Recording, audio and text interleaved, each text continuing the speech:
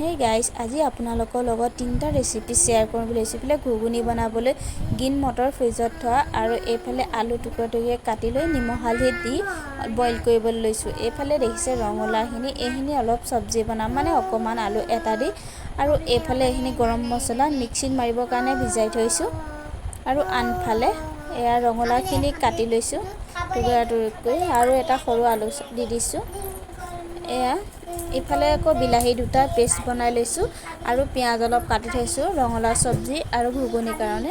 এইফালে মিক্সিত মাৰি ল'লোঁ গৰম মছলাখিনি আৰু কেৰাহীখন দি দিলোঁ। তেল গৰম হৈ গ'ল, পিঁয়াজো দি দিছোঁ, লগতে জলকীয়া দিয়া নাই, জলকীয়া পাছত ব্যৱহাৰ কৰিম।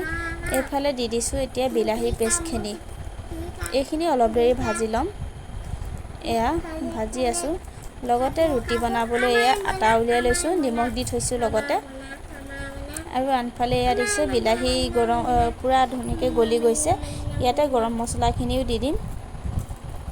গৰম মছলা পেষ্টখিনি ঢালি দিছোঁ, ঢালি লৈ এয়া অলপ দেৰি ভাজি থাকিম। এয়া তেনেকৈ ভাজি আছোঁ।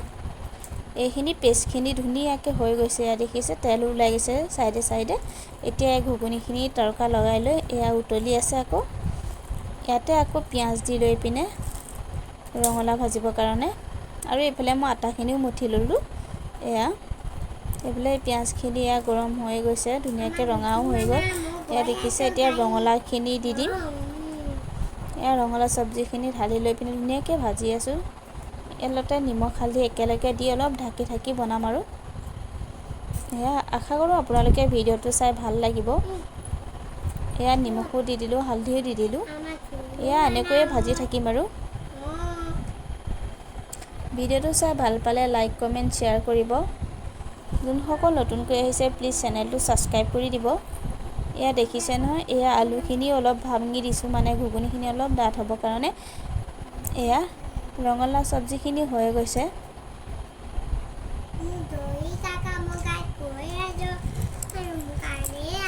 এয়া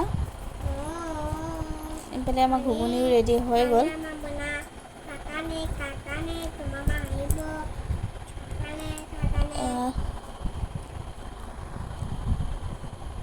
বাকী এইফালে ৰুটি বনাবলৈ টাৱা পাতি দিলোঁ আৰু ৰুটি এটা এটাকৈ বেলি মানে বনাই থাকিম।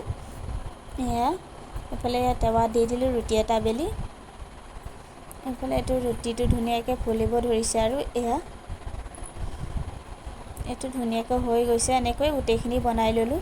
আৰু এইফালে আমাৰ হৈ গ'ল ৰুটি, ঘুগুনি, ৰঙালাও চব্জি, আচাৰ, পিঁয়াজ আৰু এটা জলকীয়া। এয়া আনফালে আকৌ এয়া ভেন্দি ভাজিব লৈছোঁ। এইটো আছিল দুপৰীয়াৰ কাৰণে। ভাবিলোঁ এইটো অলপ আপোনালোকৰ লগত শ্বেয়াৰ কৰোঁ। এইটো সৰু সৰুকৈ টুকুৰা টুকুৰিকৈ ফালি ফালি কাটি ল'লোঁ। আলু মিহি মিহিকৈ কাটি লৈছোঁ। এইফালে তেল গৰম হৈ গৈছে কেৰাহী। ইয়াতে পিঁয়াজ আৰু জলকীয়া দি এইফালে পিঁয়াজ আৰু জলকীয়া আৰু এয়া ৰঙা হৈ গৈছে। ইয়াতে ভেন্দিখিনি আলুখিনি একেলগে ঢালি দি এইখিনি এনেকৈ তেলতে ভাজি থাকিম। নিমখ হালধি জলদি দি নিদিওঁ, অলপ দেৰিকৈ দিম। এয়া ভাজি আছোঁ। এয়া গোটেইখিনি এনেকৈ ভাজি ল'ম। এয়া দেখিছেনে, এয়া কমি গৈছে। আৰু ইয়াতে এতিয়া নিমখ হালধি দি দিম। এয়া ধুনীয়াকৈ ভাজি হৈ গ'ল। এইফালে দি দিম নিমখ আৰু হালধি। ঢাকি বনোৱা নাই, এয়া নিমখ অকণমান আৰু অকণমান হালধি দি লৈছোঁ। আকৌ এতিয়া ধুনীয়াকৈ লৰাই দিম গোটেইখিনি।